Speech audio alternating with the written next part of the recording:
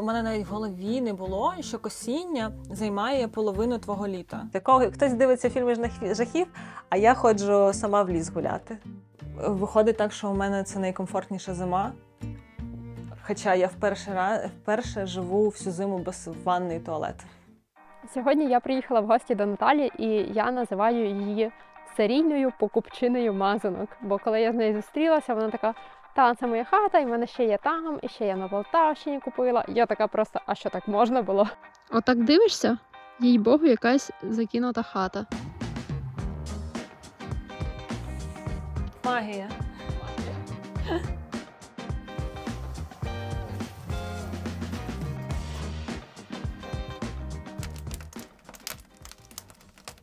І, до речі, всім привіт! Мене звати Іванка. Я досліджую життя в будиночках серед природи, нормалізую життя та розвиток в селах та маленьких містечках. Ця миша біжить, ця Корсика за нею, вона її так лапою хоп! І схопила, і побігла. Не забудьте підписатись на канал, поставити вподобайку і, коли додивитесь, написати коментар. Але можна вже. Боже, як гарно. Я вже в новому сезоні хотіла змінити це питання, але я не придумала на яке, тому як ти докотилася до такого життя? Я хотіла хату завжди. Ще, не те, щоб з дитинства, бо в дитинстві я приїжджала до бабусі, і там я була абсолютно щаслива, у мене була така свобода, тому що батьки переїхали в індустріальне місто, і мене відправляли через те, що у нас там було погане повітря, я дуже багато часу у бабусі проводила. І там у мене був такий величезний простір, бабуся не сильно за мною слідкувала, їй було там трошки не до мене, і я оце там постійно лазила по деревах, робила все, що я хочу, у мене не було комендантської години, і це якийсь рай був просто. Ясно, з такого погляду дитини. І потім, коли я виросла, я хотіла оцей рай відтворити. І я жила в Криму, і я завжди знала, що я буду жити все життя в Криму. Це був мій дім, у мене бабуся звідти, дідусі, взагалі там багато поколінь дідуся звідти, вони українці, кримські українці. І після окупації Криму я шукала себе в різних містах України, переїхала в Штати, в Штатах пробувала пожити, потім повернулась. І я подумала, що, можливо, оця хата, вона мені допоможе якось знов відчути дім. Я почала шукати хати просто всюди, по всій Україні. І я шукала, і я не знаходила якогось такого ідеального балансу, а потім у мене щось залишалось дуже-дуже мало грошей, якась там $1000. І я побачила якусь хату, і я її подивилась і купила взагалі не роздумуючи. Це було фіаско, так. Але я почала вивчати взагалі конструкцію мазанок, тому що мені треба було якось її відновлювати, і в мене не було грошей. Відповідно, мені треба було її відновлювати з того, що лежить в землі. І я почала питати місцевих, бо я пам'ятала, як там бабуся щось робила. І всі мені казали: ой, ні, збудуй щось нове, на що тобі воно треба, оце от глина, це взагалі вже нікуди не пасує. І я не знайшла ніяких відповідей, щось там понаробила, розваляла там половину хати. І в кінці сезону я зрозуміла, що це село мені абсолютно не подобається, я не відчуваю там себе як вдома. Зрозуміла, що я дуже погано підійшла до вибору хати. І я повернулася в Штати ще на деякий період і знайшла там людей, які будують з глини вже сучасні комфортні будинки.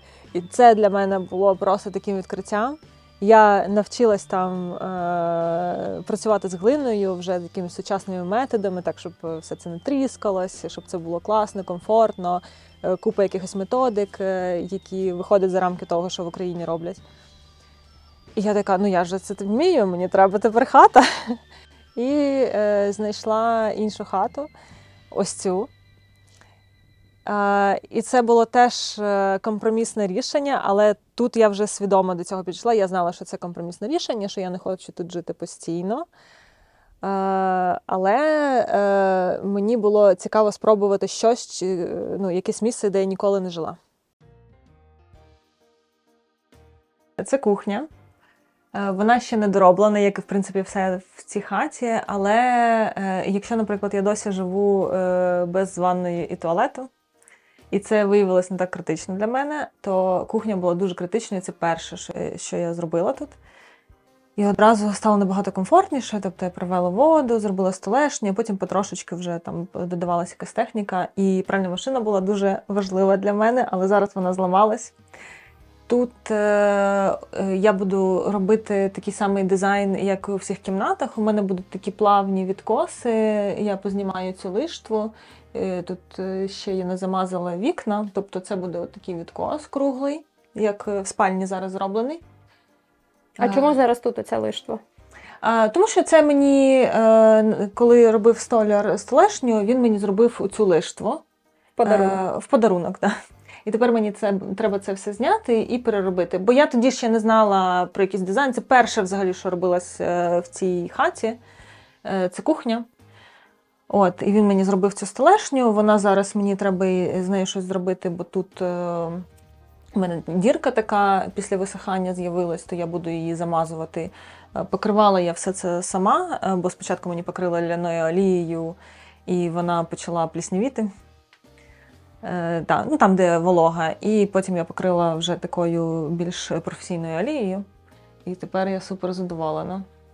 І мені дуже подобається, що у мене є вікно, і я дивлюсь в нього, коли готую або роблю каву. І якщо я раніше встаю, то зазвичай я бачу, як косулі тут проходять. Це прям магічно, класно. Тераси цієї не було, тут була веранда така, і вона відвалювалась. Хата насправді виглядала, як на мене, дуже погано. Вона була стандартно обкладена білою цеглою. Я сюди заїхала в березні 21-го року. І я така приїхала, заряджена, все, я буду робити цю хату. Бо я її купила напередодні, взимку, і от навесні я вже приїхала сюди задауншифтитись і робити все. І мене буквально перша ніч, я розтопила пічку, пічка димить, в хаті холодно, сніг на вулиці, березень, вже кінець березня, але випав сніг і все в глині, бо до мого приїзду я найняла працівників, щоб винесли просто весь хлам, і вони не розувались, і вони мені розрили, ще почали рити траншеї. І я вимивала цю холодною водою глину.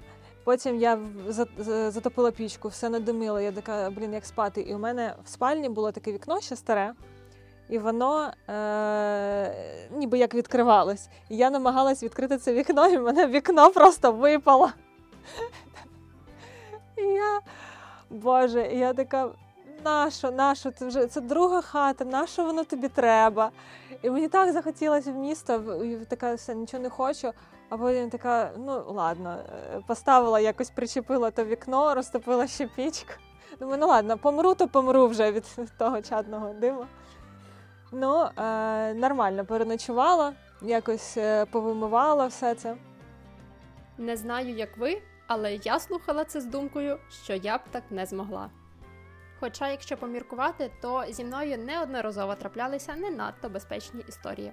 А у вас таке бувало? Напишіть в коментарі. Якщо тобі треба обстежитись, не знаю, десь в лікарню з'їздити, як ти це все менеджуєш, коли ти живеш тут?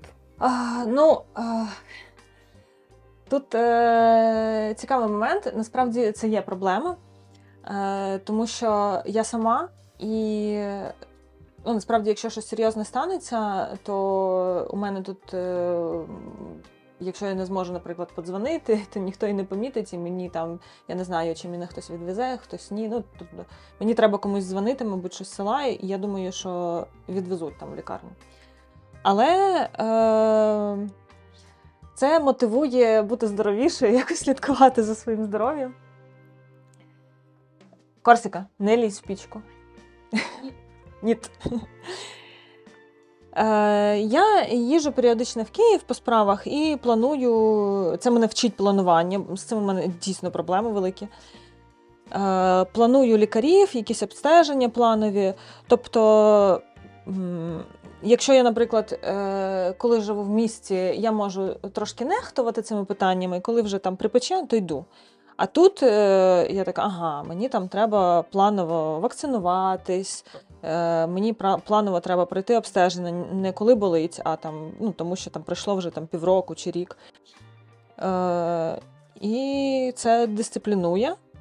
І мені здається, що коли я живу постійно в селі, то я стаю здоровіша, бо я така, якщо ж зі мною станеться, мене тут ніхто не знайде, хіба що по запаху вже навесні. Да. Не так давно дізналась, що якщо сімейна лікарка або лікар виписує направлення на аналізи, то можна в приватних лабораторіях здавати це безкоштовно. І це теж мене мотивує частіше здавати аналізи там, на ці вітаміни, ці ж самі, бо я не приймаю вітаміни просто так, тому що я не знаю, космос мені підказав. Бо це може бути небезпечно. Я так вважаю, я не лікарка, звісно, але... До речі, я тобі привезла подарунок. Вітаміни від українського бренду Perla Health. Я знаю, що ти приймаєш вітамін Д. Так. Він тут є. Так, клас. Якщо я їжджу з подарунками такими, знаєш, по ділу. Клас, дуже дякую. За промокодом Мазанка ви отримаєте 10% знижки на будь-які вітаміни та добавки Perla Health, вітамін Д, магній, омега, мультивітаміни. І що особливо приємно, ця знижка сумується з іншими акціями на сайті. Дефіцит вітамінів дуже впливає на самопочуття, тож перевіряйте, слідкуйте, поповнюйте і будуть вам сили. Лінк в описі під відео. Я почала з того, що я зняла всю цеглу з хати. І зазвичай мазанки, вони обкладені цеглою, але вони вже помазані, це після того їх обкладають цеглою, щоб не мазати, щоб ніби а-ля міцніше вона стала, хоча це не допомагає. І я почала знімати цеглу. Не сама, я там ще запрошувала людей, щоб з перфоратором там трошки цю цеглу, цей бетон якось розбивали. І мене почали відмовляти. Що ти робиш? Хата розвалиться. І зняли ми цю цеглу. І я просто в шоці дивилась на цю хату, бо тут практично всі стіни, оця нижня стіна, вона вся була поєднана мурахами. І мені треба було заміняти все це дерево, і хата була не обмазана. Отака вона була, коли зняли цеглу. І ще не було багато дерева, воно було все поїдено. Не все, а оця вся нижня частина, практично довелося її заміняти. Хай бачить, що вода отака от в криницях, а не свята. А ми зараз будемо показувати ванну? Там ванна? Давай покажемо. Ні. Давай завтра. Я приберу. Добре. Так, тут у мене моя свята гаряча вода. І я сюди тут набираю воду, бо перший рік я набирала воду в криниці, воно було холодне, я її гріла на пічці. Тепер я набираю гарячу воду. І оскільки в мене немає ванни, я йду миюсь, і потім сюди зливаю воду, і це дуже полегшує побут. Всі думають, що це вінтажний кран, але це насправді дуже дешевий кран. Просто там на якийсь там, не знаю, розетці я купила новий, але він класно сюди встав. Вода нагрівається з бойлером, дуже все стандартно, нема світла, нема гарячої води, і тоді пічка. Але пічка дуже рятує і робить таке життя автономним, якщо треба. І тут у мене вихід в майбутню ванну, яку я вже 2 роки роблю. І там вже все підключено, є тепла підлога, але я ніяк не можу зробити стіни, бо у мене там дуже складна штукатурка, і мені треба інгредієнти і прям час, щоб це все зробити, правильна температура, щоб вона була така постійна, то я так затягую з цим. А про 3 хати повернемося до цих 3 хат, Yeah. бо я практичні питання хочу запитати, тому що там ти купила одну, виявилось не те, пішла друга, третя. І я хочу такими 3 етапами, щоб ти плюси-мінуси розказала, на що звертати увагу, що ти на кожному етапі виявляла для себе. Це там і про практичний стан хати, і про село, і про оточення. Отже, першу хату, яку я купила, мені там не сподобалось саме село і якісь речі, які я не врахувала просто. Близьких сусідів. У мене сусіди були прям за огорожею. І так стало, що там сусідка до мене ходила постійно, і мені було не дуже з нею комфортно.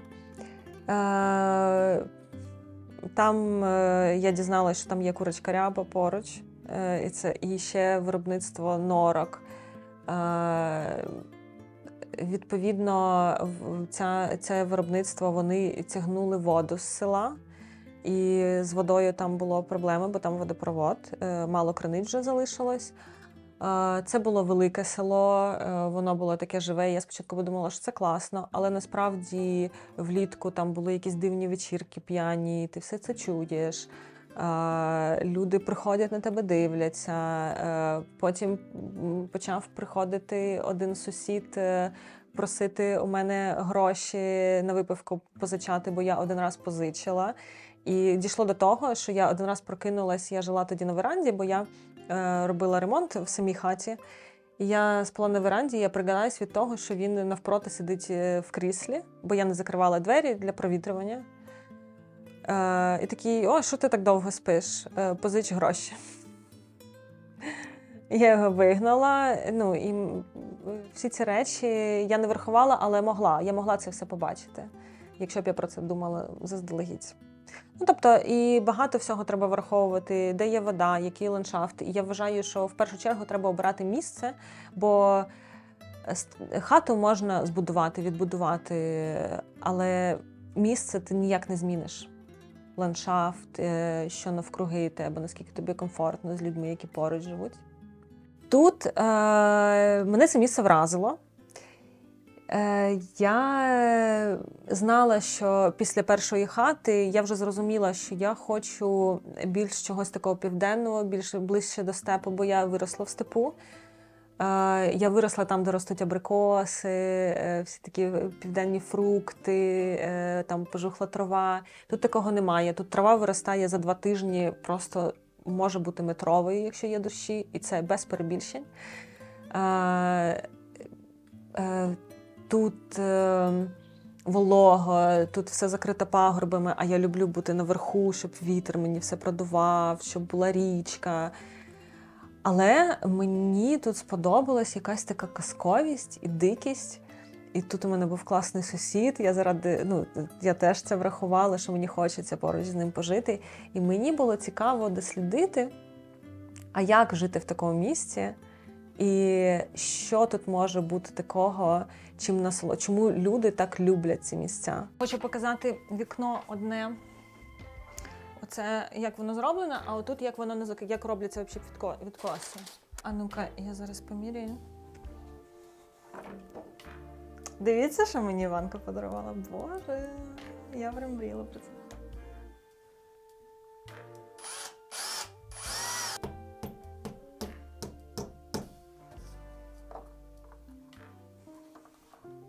Це буде вітальня. Зараз це спальня для гостей і моє робоче місце, але тут буде повністю перепланування, і це дуже недороблена кімната. І взагалі дуже смішно, чому тут опинились всі ці меблі. У мене столяр, якого я ловлю, не знаю, можу його чекати рік, там 1,5 року. І я винесла, 2 роки тому, здається, я винесла всі меблі і почала тут такі роботи. Я думаю, я закінчу вже цю кімнату. І все, не буду поки що тут жити. Але мені подзвонив столяр і каже: "Я через 2 дні приїду робити ліжко". І я швиденько знімала там якусь штукатурку, встигла зробити тільки 1 відкос, тут ще нічого не поштукатурено. Всі інші відкоси, вони от в такому вигляді. Це, власне, як робляться відкоси. Я знайшла для себе такий спосіб: залізну сітку, бо я пробувала мішковину, у мене в спальні мішковина, і це дуже складно робити. І я якось швиденько сюди переїхала і зробила настільки затишно, Воно все таке в ремонтному стані, але мені тут настільки затишно, що мені психологічно важко знов тут починати оцей весь бруд і все це робити. Але тут прям буде абсолютно все по-іншому. І це найсвітліша кімната. Тут взагалі на цьому хуторі і взагалі на хуторах, на яких ще не побудовані хати вздовж дороги, всі ці хати побудовані правильно по світлу. І, відповідно, ця кімната, вона прогрівається сонцем. І тут дерева так правильно висаджені, що вони дають тінь влітку, а потім опадає листя, і сонце попадає в кімнату. І чим ще мені подобається ця хата, і це рідкість для мазанок, тут високі стелі. От, і відповідно тут стільки простору, мені дуже комфортно тут працювати, я прям можу тут годинами сидіти.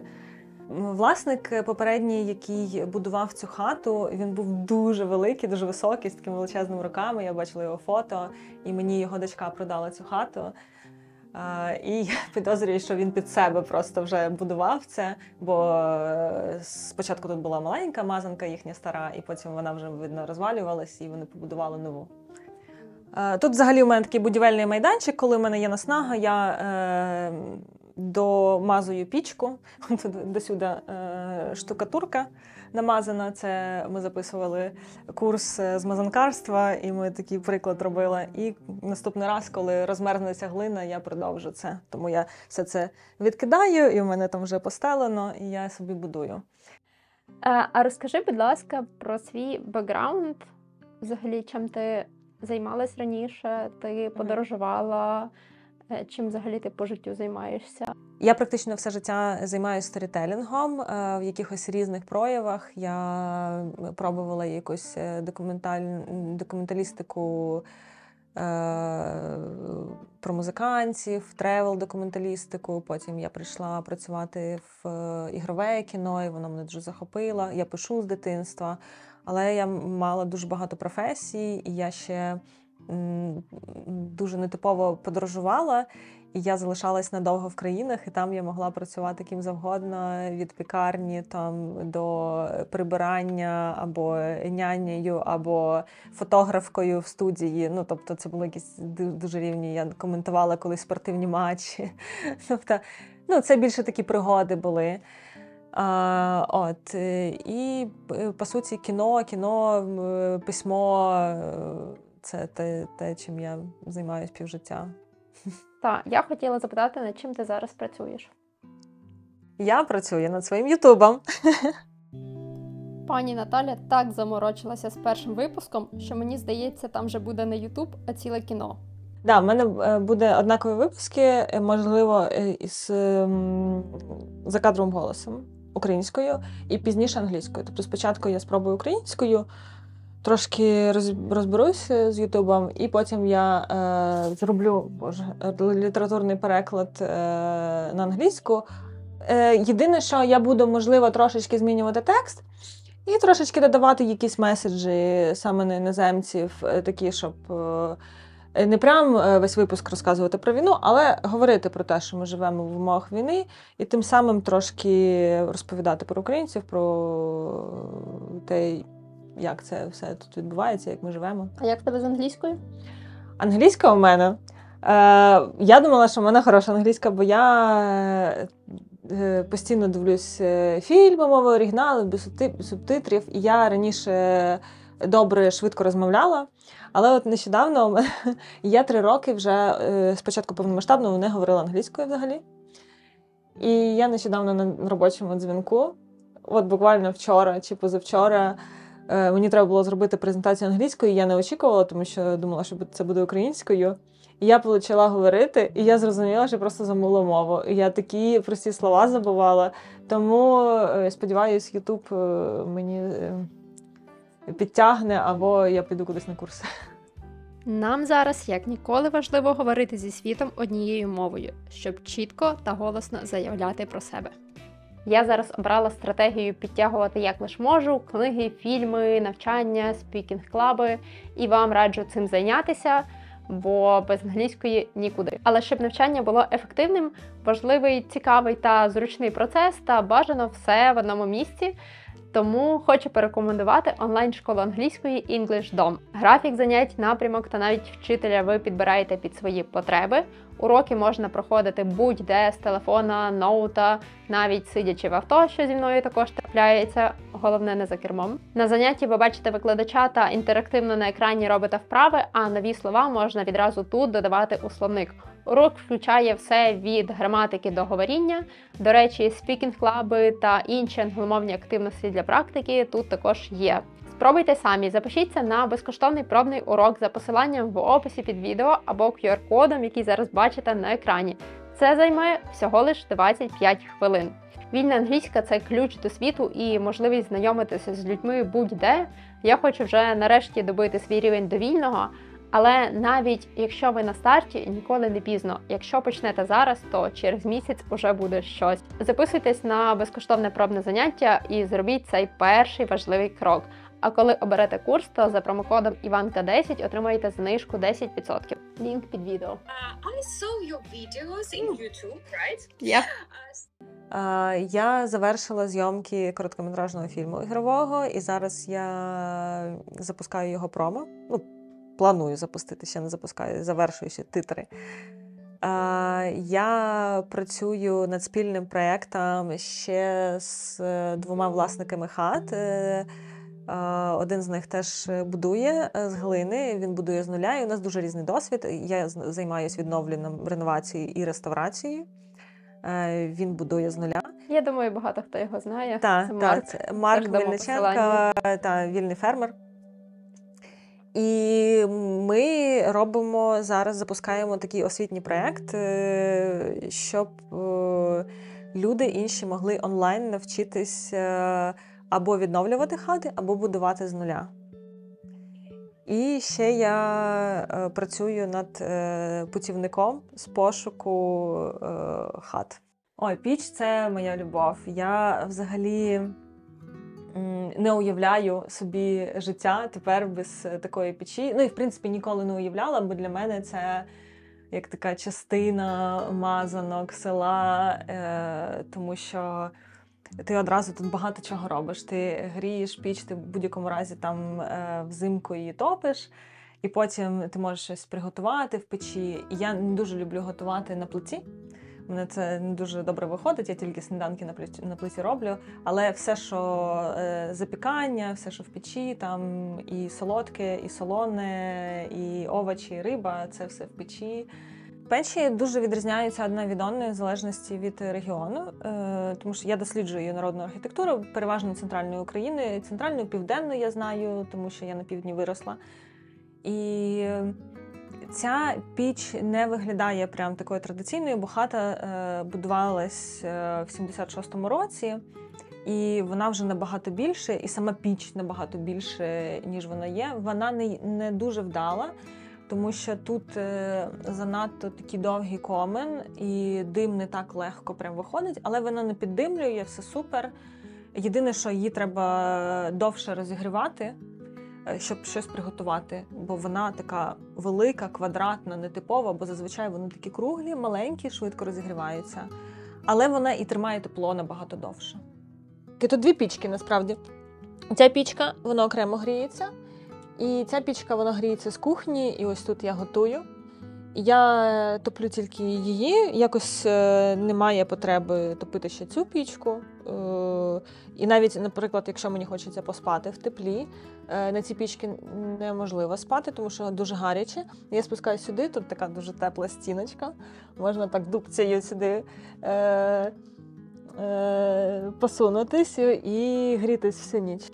Якщо влітку ти постійно щось робиш, будуєш, то є такий вираз, що взимку ти лежиш на печі, і так і є.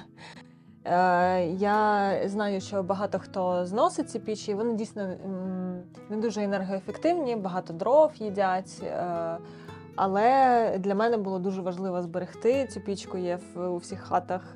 Тепер буду намагатися це зберігати, тому що я в ній і випікаю, я на ній можу читати, грітись. Для мене це таке може бути вечірнє спа, я лягаю, спину грію, ми з тобою спробуємо. Тут, напевно, коли погана погода. Офігенно. Тут просто я би тут день провела. але я б не змогла більше дня. Типу, я отак день проводжу вдома Угу. такому, і потім мене все, мені треба десь кудись вийти. Я не змогла би, напевно, тиждень сидіти сама, такий, знаєш, затишку. Бо я люблю, але 2 дні. Або я маю бути дуже втомлена. Угу. Я цього року така думаю, я проведу цю зиму по-справжньому. І зібрали дрова, там почистили з моїм знайомим територію поруч, яка вже там була завалена сухими дровами. Щось там порубали, і їх треба було потім рубати. І я коли приїхала сюди, перші дні взимку, ці дрова були ще такі доволі мокрі, вологі, і я тут так намучилась, я така, ні, я замовлю ці дрова, колоті. І це просто звільнило мені купу часу. Але все одно треба було рубати скалки на розтопку. І я щось трошки порубала ці скалки. І потім приходить до мене Костя. У мене тут є сусід, який живе далі в лісі. Тут хвилин 15-20 до нього йти. Так поруч нікого в мене немає. І він один раз такий, а давай я тобі порубаю скалки, бо він у мене на ганку заряджає телефон. Потім другий раз, а що там в тебе закінчилось? Вже там скалки. Я кажу, закінчились, але ж мені так невдобно. Він такий, мені навпаки, я тут гріюсь, поки я чекаю. І він мені всю зиму просто рубає скалки. І поки воно робить, і це мені теж дуже-дуже прям полегшило побут, бо насправді на це купу часу йде. Угу. А як взагалі для жінки однієї організовувати цей весь будівельний процес? Як ти себе в цьому почуваєш? Тому що я пройшла сама шлях від того, що я ніколи сама в це не впишусь, до того, що я почала помаленьку на OLX переглядати, що там продається в моєму регіоні. Як ти себе почуваєш в цьому всьому, коли ти сама організовуєш? Угу. У мене я ніколи не думала, що я не можу сама будувати. Тобто у мене завжди було таке розуміння, можливо, я так виховувалась в родині, тобто у мене не було такого чіткого, мені ніхто не розказував, що ти ж дівчинка і ти чогось не можеш. Я думаю, що це сильно повпливало на мене, бо я сіла там в 12 років за кермо, це не було проблемою, я не боялась, тому що ніхто мені не казав, що ти не можеш. І багато всього такого. Я почала знімати квартири з 18 років, я там робила сама ремонти. Перший рік я взагалі боялась когось сюди запрошувати, соромилась дуже попросити допомогу. І я така, я все зроблю сама, я ж вмію працювати з глиною, що там, взяв, помазав. І перший рік я просто вигоріла. Наступний рік я така, ладно, все одно вже хтось може приїде, і я дала, бо друзі так не дуже їхали до мене. Я ще так розказувала, у мене все там жахливо, нема умов, може там приїдете. А потім я просто зробила пост, і мені купа людей написали, і у мене зібралась така перша толока з абсолютно незнайомих людей. Приїхали дівчата, і ми тут в 5 стільки роботи зробили, вони так завзято почали все мазати. Я натомість їх вчила, як взагалі працювати з будівельною глиною. І я здивувалася, скільки людей взагалі зацікавлено в цьому. Навіть ті, у кого немає хат, вони все одно отримують від цього задоволення. І ми потрошечку почали цей процес. Потім у мене тут літо жила подруга з дитиною, і ми вдвох з подругою я ще купила бетономішалку, навчилась бетономішалці замішувати глину. І ми вдвох такі неспішно там щось ввечері запустимо бетономішалочку і потрошечку замісимо, вінса там попиваємо, помажемо. І ми, в принципі, таку нижню частину ми просто вдвох зробили. І це було класно, дуже в розслабленому режимі. Я б, напевно, зараз хотіла ще проговорити питання. Мене часто запитують, чому я не вказую локацію, де це конкретно. Бо у нас, на жаль, дуже багато людей, які приїздять без запрошення, які хочуть подивитися, де ти живеш. І коли ти одна дівчина десь, ти живеш будь-де, коли до тебе в квартиру прийде чужа людина постукати, подивитися, де ти живеш, як ти живеш, це крінж. А коли в селі чомусь багато людей вважають, що це окей приїхати подивитися. І через те якщо люди самі не мають якоїсь туризму, якщо вони самі там не відкривають локацію, то в принципі через те я і не вказую село.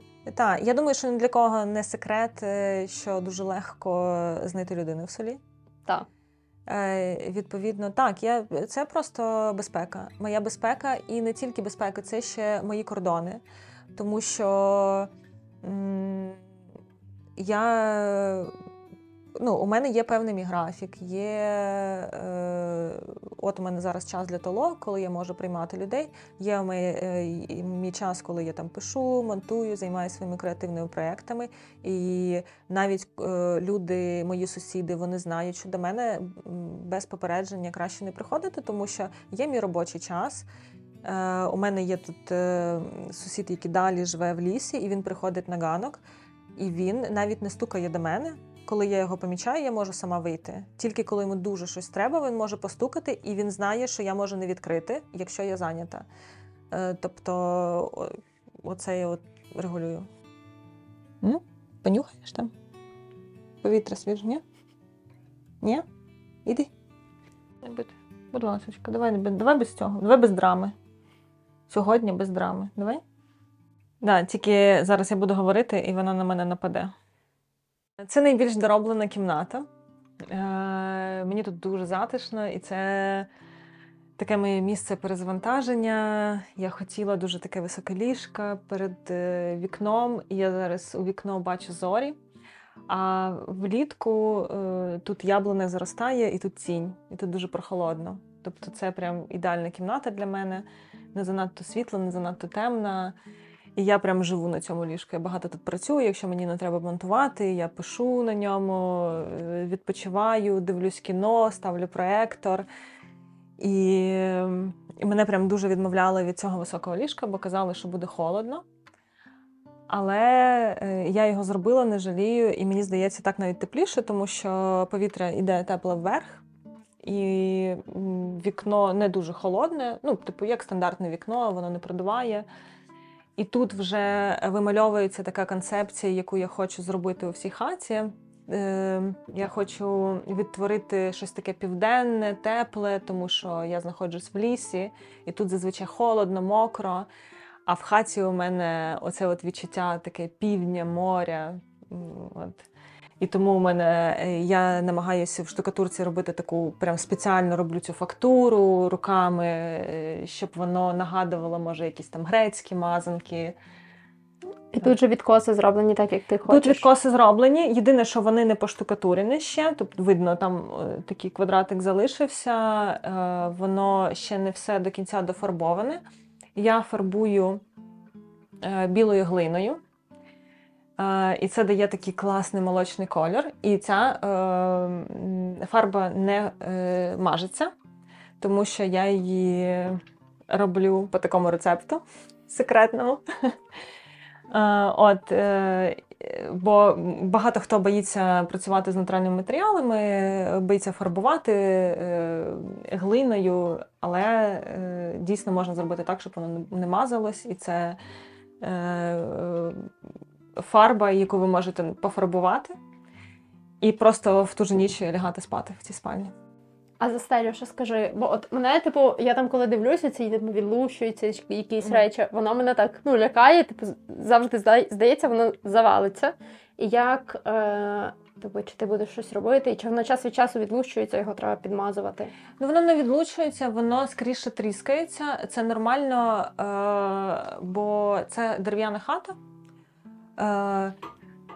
У мене зараз, з того, що свіже, тут я вже робила, я замазувала тріщини, і ось тут в кутку воно потріскалось, тому що хата дерев'яна, вона від різниці температур, вона може гуляти. Якщо постійно топити хату, постійно в ній жити, і в принципі цю зиму я так роблю, але буває, що я уїжджаю кудись і вона застигає, можуть з'являтися такі тріщини. Або коли там пічку дуже сильно топиш, коли приїжджаєш, то теж воно тріскається. І ось у мене тут тріщина є, яку я замажу, але цього вистачає на пару років. Оце я мазала десь 2 роки тому, і от воно цього року потріскалось через те, що я приїжджала і розтоплювала дуже сильно пічку. Тут я планую зняти цю фарбу і відкрити тут такі класні дубові, красиві балки. Дуже складно знімати цю фарбу. І ще проблема в тому, що я живу постійно в цій хаті. Ну, як постійно, я коли сюди приїжджаю, я живу саме тут, у мене немає якогось гостьового будиночку, тому я не можу так все винести і почати тут пил, бруд. Я дуже обережно, потрошку там переношу речі з однієї кімнати в іншу. І так, коли в мене є час, натхнення. Це ліжко – це моя така велика шафа. У мене під матрасом 3 великі скрині вбудовані. І тут у мене якісь сезонні речі, там трекінгові речі, то, що мені не треба постійно, то, що я кожного сезону знімаю цей матрас і витягаю, потім складаю зимові речі туди. От, є такі шафки зручні, тут вони відкриваються, і тут якісь дрібнички мої лежать. Є трошки поличка з книжками і теж якимись дрібними речами. І 2 такі у мене шухляди. Тут у мене постіль лежить. І якісь мої там трусики. Ну просто мені подобається, коли все в ліжко заховано, воно відчуття, наче у спальні нічого немає. Угу. А Та тут стільки дофіга ліжка, тут всього. Просто дофіга речей. Тут просто всі речі мої, вони тут. Ну, знаєш, воно так виглядає часто для людей награно. Типу, от мені пишуть, що типу, це неправда, так не може бути, люди так не живуть. Ну, от навіть ми зараз сидимо. Я розумію, в мене трапляються такі моменти, що я буквально так зараз живу, бо якби ти зараз не була камера, ми б так само проводили час. Ми вчора так проводили час. От. І, ясно, що коли ти знімаєш на камеру, це вже, додає якусь, бо ти думаєш, там трошки світла, ракурс. Але все одно, життя частково таке. Я не відчуваю, що я живу оцим, що у мене не є slow living. Тому що все одно воно так внутрішньо все несеться, навіть якщо зовнішньо я там встала, у мене є якась рутина, але те саме у мене і в Києві. Просто тому, що мені це важливо, щоб я концентрувалась протягом дня. Це такий мій спосіб боротися з якоюсь прокрастинацією. Оце все, я так проводжу час, але все одно у мене купа якихось обов'язків. Все одно в хаті я встаю, мені треба натопити пічки, мені треба сходити за дровами. Воно не відчувається як slow living, але воно, можливо, скоріше психологічно. Бо фізично я такого не відчуваю, що я прям маю купу часу, щоб поспати вдень. І в мене немає часу поспати вдень. Повільно, оце побити каву. Повільно, так. Тобто у мене все несеться, у мене якийсь графік, у мене є постійно якісь дедлайни. І мені треба все встигнути, потім нагодувати худобу, там, кішку, прибрати за нею туалет, тому що вона в хаті живе взимку, натопити пічки, у мене 2 пічки, які я постійно топлю, натаскати дров, там, винести той попіл. В туалет теж я не близько мені. От, і це все ще поєднувати з якоюсь роботою, воно займає час. Можливо, зі сторони воно так виглядає. І от психологічно я відчуваю цю зиму, що мені прям супер спокійно, тепло, що мене нічого іншого не відволікає, що, наприклад, коли я тут сиджу, я більш продуктивна, я роблю свою роботу, у мене на це є час. У мене є просто мій стабільний графік, мої стабільні дні. Тепер я хочу перейти до досвіду зимівлі, бо в людей таке враження. В мене було таке, що коли там ти приїжджаєш пожити в село, і ти автоматично стаєш близьким до природи. І, в принципі, коли я приїздила там на тиждень в гори, то у мене не було питань самоорганізації, бо в мене був тиждень, я знала, що я за цей тиждень там хочу побачити, погуляти, насолодитися. Але коли я переїхала в село надовго, то перший тиждень я така, стоп, я втикаю в телефоні, сиджу в хаті, не гуляю, це нічим не відрізняється від тим, щоб я б залипала вдома, десь в місті в квартирі. От, який твій досвід зараз? Я не можу сказати, що я прям виходжу, гуляю кожного дня, тут, не знаю, гріюсь на сонці. Але я намагаюсь це робити періодично. Я зараз ще вчусь робити собі вихідні і не почувати провини, навіть якщо в мене дуже багато роботи. Я не дуже вірю в те, що переїжджаєш з міста в село, в місті тобі було погано, і тобі різко стане добре. Скоріше за все, це не станеться. В селі багато роботи. І вона, насправді,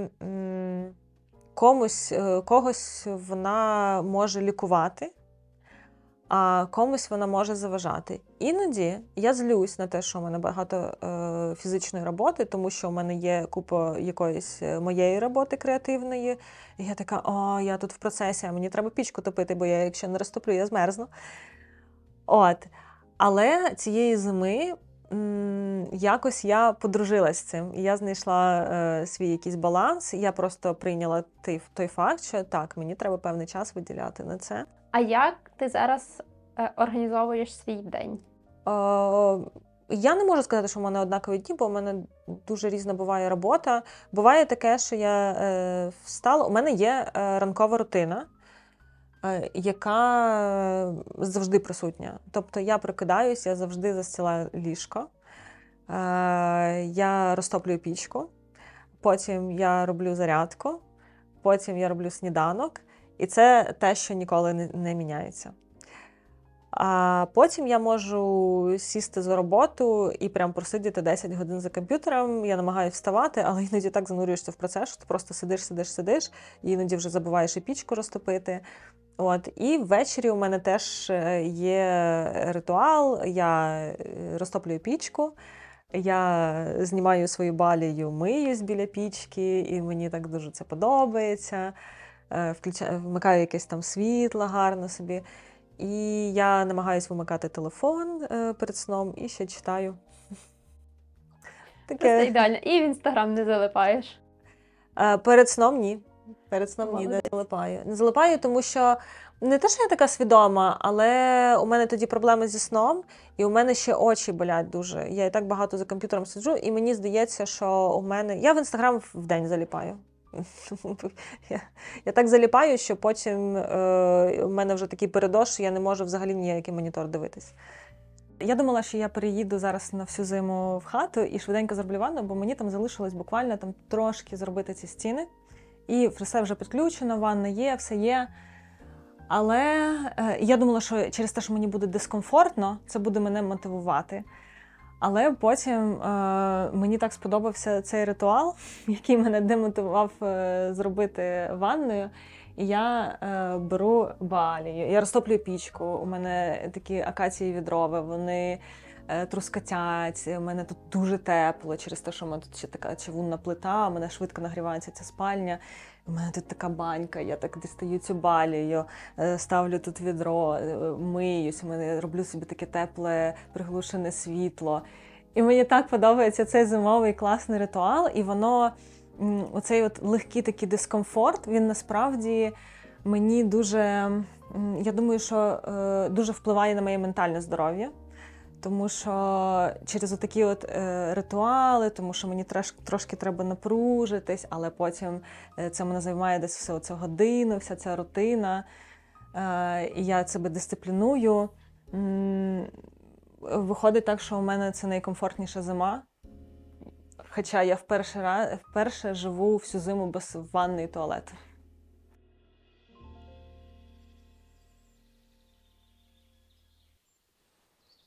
Мої відео називають заспокійливими, і для мене важливо, що вони заспокійливі в контексті, в якому ми живемо, в контексті повномасштабного вторгнення, всіх новин, тому що так, це якась там історія про зимівлю на хуторі, далеко від міста.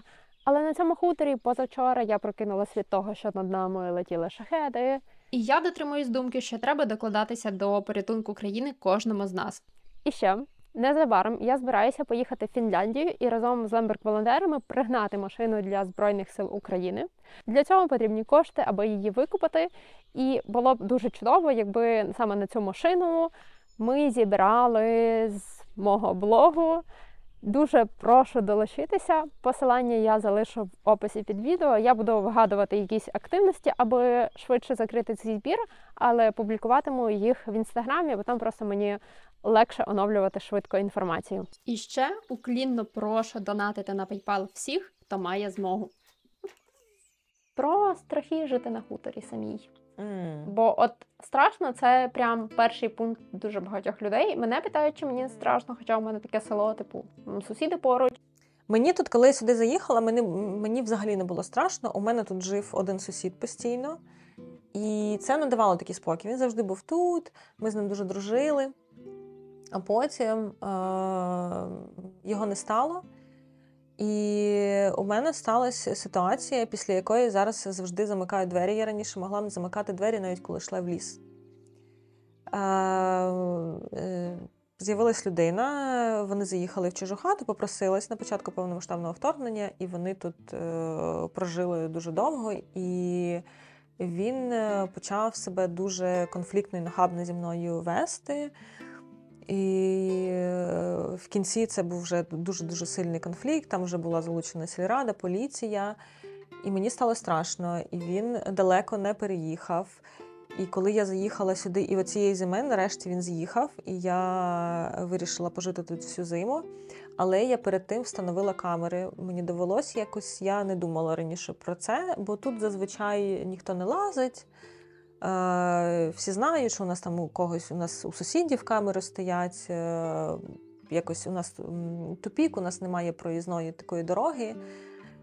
І все було добре. Але після цього досвіду мені довелося знов себе якось заспокоювати. Бувало таке, що вночі щось я чую якісь звуки, і мені ставало страшно. І це було для мене дивно. Звісно, буває таке, я навіть в туалет іноді ввечері виходжу, але навіть не в туалет, а кудись далі там в ліс мені треба пройти щось, якщо там компост викинути чи попіл, я трошки далі в ліс викидаю. І буває такі якісь звуки, я ніби знаю, що тут тварини такі безпечні, воно ніколи нічого не ставалось. Але воно так трошки моторошно. І я роблю таку практику, я іноді ходжу, сама в ліс гуляю вночі. І мені подобається, це такий страх, він не настільки сильний, що ти його не можеш пересилити, але мені подобається з ним працювати. Я йду, я боюсь. Хоча ніби об'єктивно нема чого боятись, тут немає людей. І вони не будуть тут лазити. Тут так страшно вночі, що тут якісь не свої люди не будуть ходити. Але все одно це є таке оце моторошне відчуття, і воно як, не знаю, як фільми жахів. От дивишся, хтось дивиться фільми жахів, а я ходжу сама в ліс гуляти. Звісно, я не могла пропустити цю нічну розвагу. Ходімо, я покажу тобі ліс. Давайте, косулю, виходьте. Давай. Це було не так яскраво, як влітку. Давай.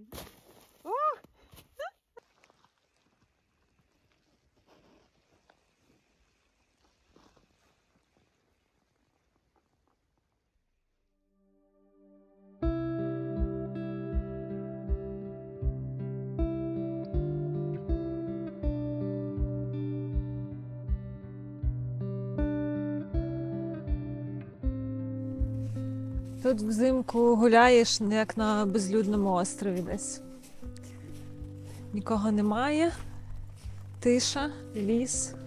Влітку тут складно пробратися, тому я влітку сюди майже не гуляю. І коли я гуляю тут навесні, у мене є ціла колекція білих отаких гольфів. І я в них заправляю штани і йду по лісу і знімаю кліщів з себе. Оце місце дуже красиве, коли замерзає. Воно таке химерне. Тут здається, що русалки внизу сплять, в яких я не вірю, але вірю. Вон, знімай, вон, диви. Вон, побіжала. Якось я їду в село, і такі сутінки, і сніг, дуже красиво. І прям я бачу, що косулі біжать, і вони біжать на дорогу. І я вмикаю камеру швиденько, і вони так красиво дуже пробігають перед моєю машиною. І я так далі на поле, їх так багато. Я така, вау, це я кадр зняла, просто шикарний. І потім я дивлюся, я не включила цю камеру. І я вже зняла там залишки, вони там добігали десь далеко.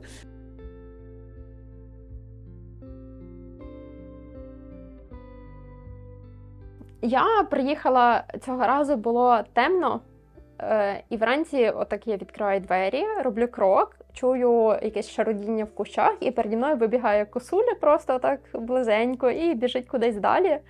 І розкажи про цю близькість до дикої природи, кого ти тут зустрічаєш, як взагалі це співіснування з тваринами, з лісом. Ну, воно дуже комфортне, гармонійне, я не знаю. Ти їх не чіпаєш, вони тебе не чіпають, ми такі дивимося один на одного, такі, ну привіт. Тут цікаво, тому що тут немає таких звичних для нас тварин, тут немає собак, тут немає котів, окрім моєї кішки. Іноді приїжджають влітку там дачники, вони привозять своїх котів, собак, але в цілому я тут бачу лисиць, зайців, косуль, і це вже стає для мене такою нормою, тобто я не дивуюсь, ну там косуля прийшла, нормально, як в місті кішка повз тебе проходить. Тут немає звичних в місті птахів, як оце горобці, голуби, але тут таке різноманіття птахів, і я навіть хочу купити якусь книжку про птахів, є класна книжка українською. У мене змії є у дворі, і я не боялась, в принципі, змій, але стала ще менше боятися. І навіть дуже люблю, коли у мене великі вужі прямо у дворі живуть. Я знаю, що вони лякають моїх гостей, але вони класно ловлять мишей. Вони прям такі санітари. Я взагалі, поки не попала на Черкащину, я не знала, що треба косити. Ну, типу, я знала, що якщо люди супер там короткі газони хочуть, от тато, наприклад, у мене, він там косить, бо він там за цим газоном доглядає в Запоріжжі. От. Але в цілому, якщо він не буде косити, ну у нього така трава буде. Мене влаштовувало. І я просто, в мене навіть в голові не було, що косіння займає половину твого літа. Як це так? Я не знала, що трава така буває, ну, чесно. А розкажи, як ти в цій першій хаті тобі покосили? Так, я приїхала туди, мені покосили, я потім через декілька тижнів втекла у місто, бо це перше таке знайомство було з сільським життям. Ну, не з сільським життям, а саме з відновленням хати. Самостійно вже в дорослому віці. І мені якраз перед виїздом покосили все, бо почала трава рости. І були дощі. І я приїжджаю через 2 тижні. 2 тижні. І у мене трава, ну не знаю, вона точно половина за мене була. І я просто, знаєш, коли мозок, він просто, у тебе є певне уявлення по тому, як все в світі, якісь закони природи, і тут ти попадаєш в якесь фентезі. Ну, ти не розумієш, і ти вже сумніваєшся, чи правильно ти пам'ятаєш, що було все покошено, чи правильно ти пам'ятаєш взагалі, як було у дворі. Ну, бо неможливо, щоб трава виросла на метр за 2 тижні. От. А тепер я знаю, що це можливо. У мене зараз по 2,5 метри без перебільшень оці реп'яхи виростають, такі лопухи. Я іноді там знімаю якісь відео, як я обдуваю себе ними, бо вони, ну реально, вони як я просто. Але у мене досі мозок це сприймає як таке, трошки як фентезі. Він не дуже вірить цьому. Тому в мене є завжди тут відчуття, що я попадаю в якийсь паралельний всесвіт. Я взагалі, поки я не переїхала північніше в Україну, я подорожувала, але я, можливо, не попадала на такий час, на якісь перехідні сезони. Я не знала, що в квітні буває сніг. От, для мене це теж було таке. І я коли перший рік була в цій хаті, я приїхала сюди в кінці березня, і для мене кінець березня – це вже тепло, все, я вже можу роботи якісь робити. І потім у мене місяць було тут холодно, нема умов, я вже просто в якомусь відчаї була. І потім 26 квітня випадає сніг, і у мене тут все в снігу, і я просто в такому шокові, тут, боже, нащо я купила тут хату, типу, що взагалі я собі думала, я тут не витримаю. У Іванки є окремі випуски для патронів, де я розказую більше цікавих історій про свою хату, про смішні ситуації. Про Монобазу. Я розвиваю свою спільноту спонсорів цього каналу. Ви можете підтримати мій проєкт просто чайовим після перегляду відео, або ж підписатися на постійну підтримку, і тоді будете мати доступ до унікального контенту. Посилання під відео. Люди, буває, загоряються, купити хату хочуть, купують, власне, як і ти першу купила, розчаровуються і відкладають це подалі, і все. Ти продовжила, купила другу хату і потім навіть третю. Розкажи, як так вийшло, чому і звідки в тебе взагалі енергія на це все? Тому що я в цій хаті реалізувала багато своїх потреб, такі як усамітнення, таке перезавантаження. Для мене це зимова, в першу чергу, резиденція. І такі у мене тут трансформації проходять, я тут стаю іншою людиною, але оце от відчуття дому тут не реалізоване. І я все ж таки на Черкащині почуваюся як чужинка трохи. І я ще, коли я заїхала сюди, я почала багато думати про своє полтавське коріння. Бо моя бабуся, вона в Крим, насправді, з Полтавщини переїхала в 47-му році, і це був такий голодний рік. І розбудовувалися колгоспи, з Криму депортували кримських татар і почали заселяти росіян. А ще заселяли багато українців, молоді, яка вміла працювати з землею, бо земля дуже суха, там дуже важко вирощувати щось, і росіяни це не могли робити. Відповідно, українська молодь приїхала. І я практично не проводила час на Полтавщині, я мало що про неї знаю. І я почала потрошки туди їздити, я вирішила на свій день народження. Замість якоїсь поїздки, я спочатку думала поїхати кудись в Грецію, на море і так далі, а потім така, ні, я хочу познайомитись ближче зі своїм корінням. Я приїжджаю в то село, і мені здавалося, що це якесь некрасиве село, я так дивилась на мапі його, що ніби мало лісу там, я бачила, що річка. Знаєш, що це буває, ти приїжджаєш в якесь село, і тобі там дискомфортно, на тебе як хтось так дивиться, завжди так місцеві дивляться, хто це приїхав. Я приїхала туди, і я так не почувалася, я почувалася, ніби я там просто все життя прожила. І це село відповідало абсолютно всім моїм запитам, які я хотіла. Я хотіла, щоб це були пагорби, щоб це був якийсь вид, щоб була річка якась. Але в той рік я ще не подумала про те, що я хочу там хати. Я сходила на місце, де була хата моєї бабусі. І все подивилась, поспілкувалася зі своїми родичами. І так почався мій шлях знайомства з тим селом. Мене дуже лякала віддаленість від Києва, бо я часто буваю в Києві по якихось справах, і я досі там знімаю квартиру, і я приїжджаю туди.